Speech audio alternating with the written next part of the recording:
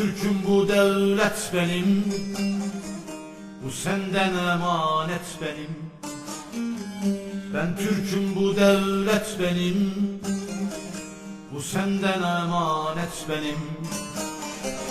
Türk'üm, adım Mehmet benim, sen tasalanma şehidim. Türk'üm, adım Mehmet benim, sen tasalanma şehidim.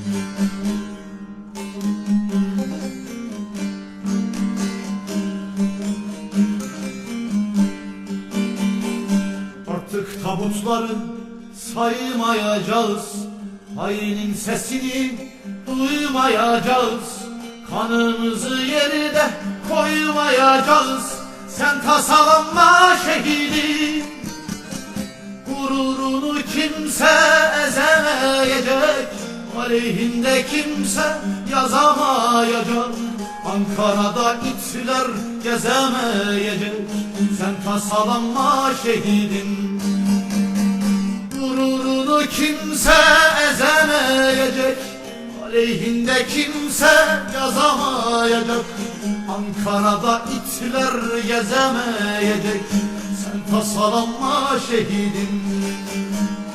Sen tasalanma şehidim.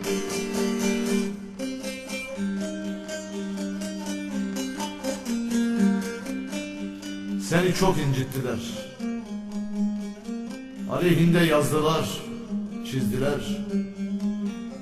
Ve şerefsizler şerefli bir toprağın üstünde yasalarla gezdiler.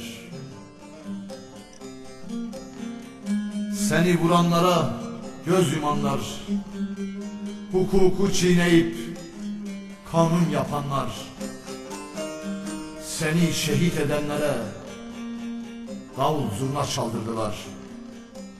Şehidim, sen tasalanma, yemin olsun sana, adım benim adımdır. Namusun namusundur, şerefin şerefindir. Yemin olsun sana, gün olur, an gelir, bu hesap sorulacak. Vatansızların, ihanet çetelerinin kellesi Türk'ün imanlı kılıcı ucunda sallanacak. Yemin olsun şehidim, kanın yerde kalmayacak. Türk'üm diyen horlanmakta, sabır taşı zorlanmakta. Türk'üm diyen horlanmakta, sabır taşı zorlanmakta. Ozan Erhan darlanmakta, sen tasalanma şehidim. Ozan Erhan darlanmakta, sen tasalanma şehidim.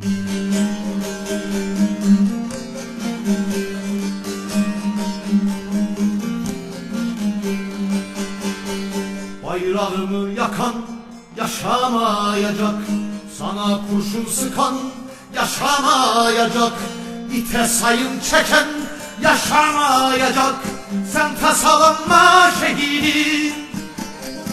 Gururunu kimse ezemeyecek, aleyhinde kimse yazamayacak. Ankara'da itler gezemeyecek, sen tasalanma şehidim. Gururunu kimse ezemeyecek, aleyhinde kimse yazamayacak.